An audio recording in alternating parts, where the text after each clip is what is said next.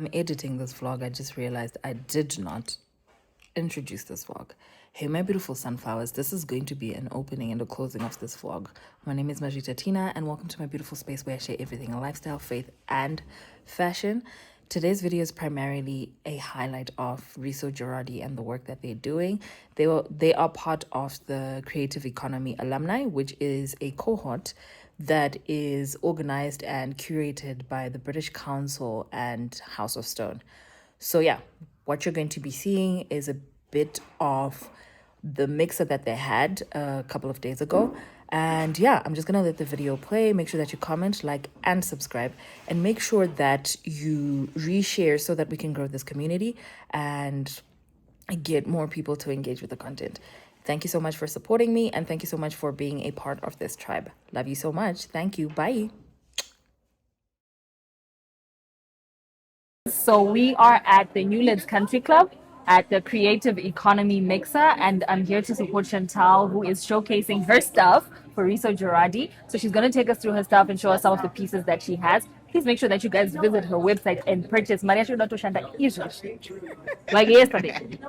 Hey guys, well, hey loves, I'm Chantelle Jeradi. I'm the owner of Riso Jeradi, and this is my stuff. So I do ready to wear, elegant, timeless, effortless clothing, like what I'm wearing right now is our kaftan.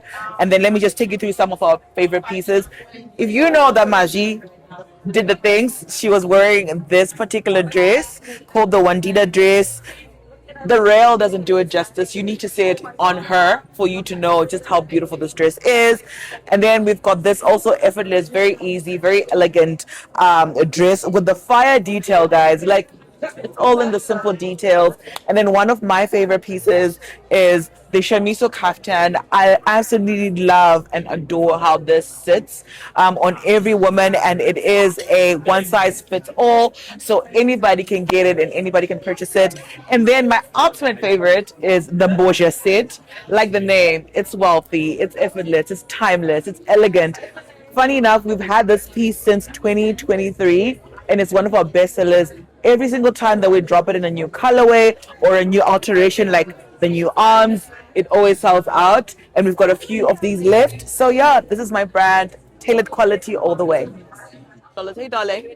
Yes, I am. So this is what it looks like when it's worn.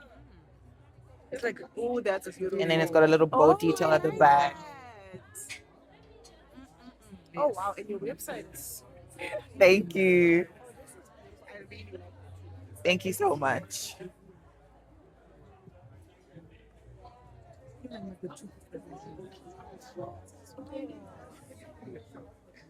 The shorts are very cute, especially for holiday, for like if you're on vacation. Love it. Nice. Very classy. Let me see. And the white one for the spa. Oh, this is nice. I like that. This is what it looks like. Oh, wow. Yes, that is very classy. I like the Thank you. very attention to detail. Like, Thank you. it is like, this is gorgeous. Oh my God. This is my absolute favorite dress. Oh, Oh, we got to pick up. Okay. this. Get both. Oh, this is beautiful. That is very, oh, and it has a slit as well. Yes, it's absolutely stunning. Let me look. The material is amazing as well. And it's lined, so you won't really have to Yeah. be worried about. So today we're spotlighting somebody.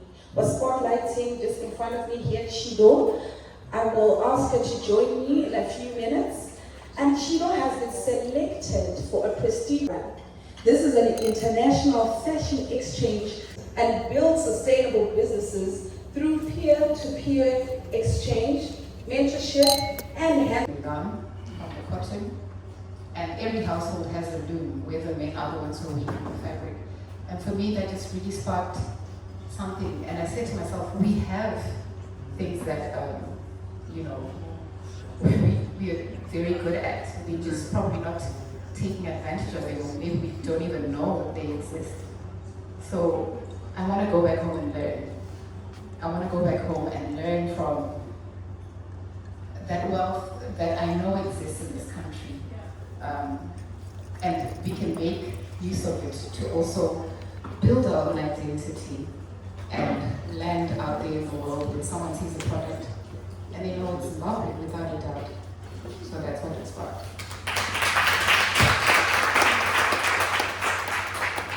Lovely, thank you for that, Chido.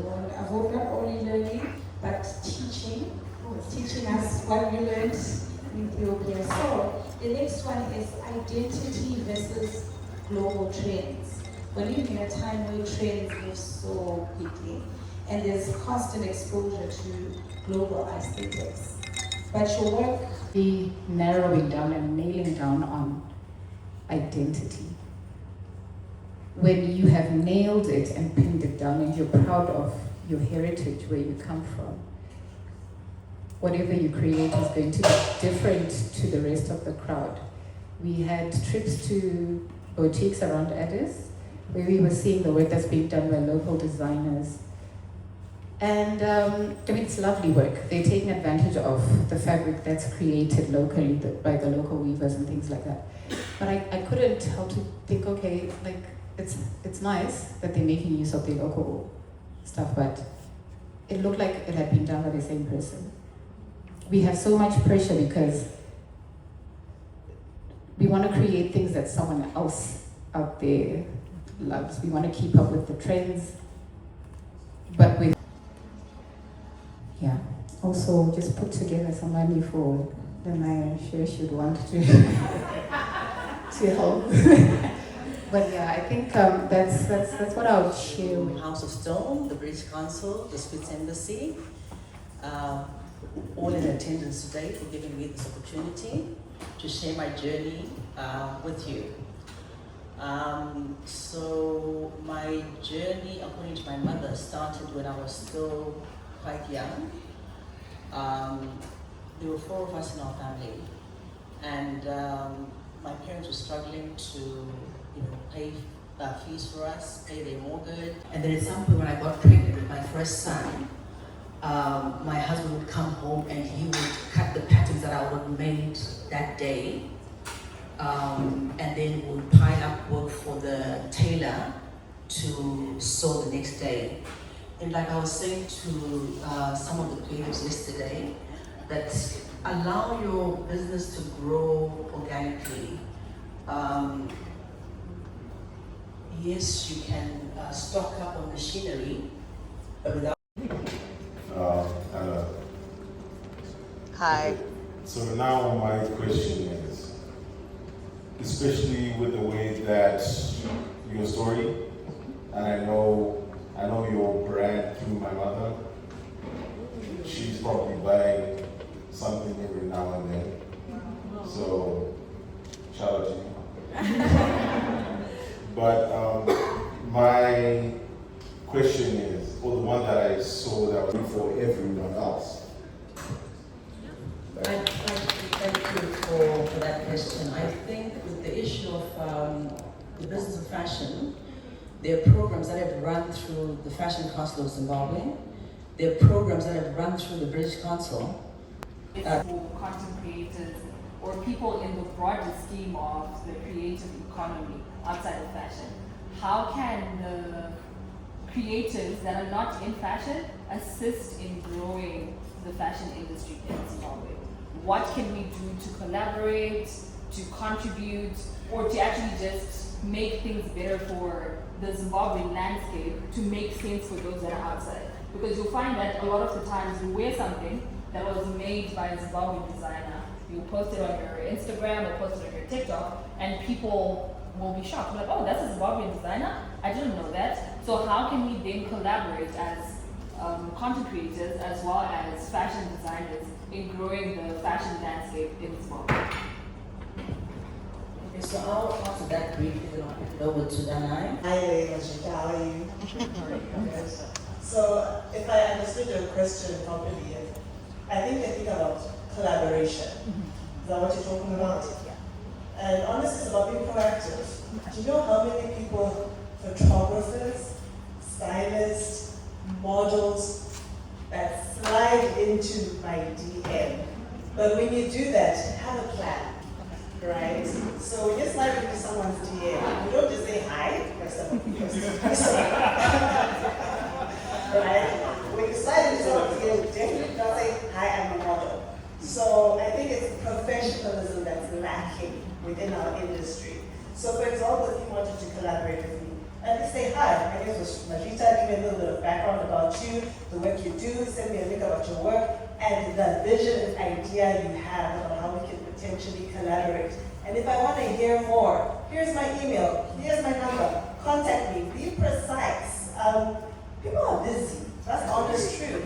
And we want people that have intention about the approach, not just someone that's just shooting into the dark and hoping that, Paminasi will work. That's not the energy that we need, especially if we're trying to progress the energy. I mean, it's the industry, not the energy. But yes, that's true. It's really been a wonderful experience. I've done a lot of curriculum writing, we've done a lot together with Fashion Skirt, and I've also done a lot of my own. And I've Hey, my beautiful sunflowers. At this rate, I am very bad because I have been procrastinating to close off this vlog, but I just remembered that I hadn't done that now. So let me do that now. So as you saw in the previous clips, we went to Creative Economy, which is as I mentioned at the beginning of the vlog, it is a British Council cohort for different sectors of creativity.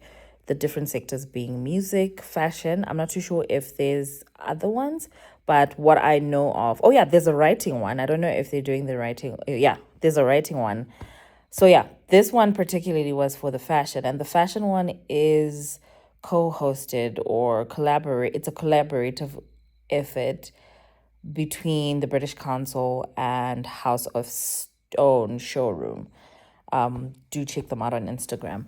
So yeah, Chantelle has been a part of this cohort since last year, if I'm not mistaken. Yes, 2025. And she has been participating in their different events as well as workshops, etc. So yeah, we went to support her. Ferry and I went to support her. This was a mixer of the alumni and I guess civilians, where we also just got to hear more about what creative economy is, more about the fashion space here in Zimbabwe, as well as just the way that the creative space is moving. So it was quite insightful. I would love to be a part of such initiatives a lot more because those are things that I am interested in, and I used to be very much involved in them at some part in my life.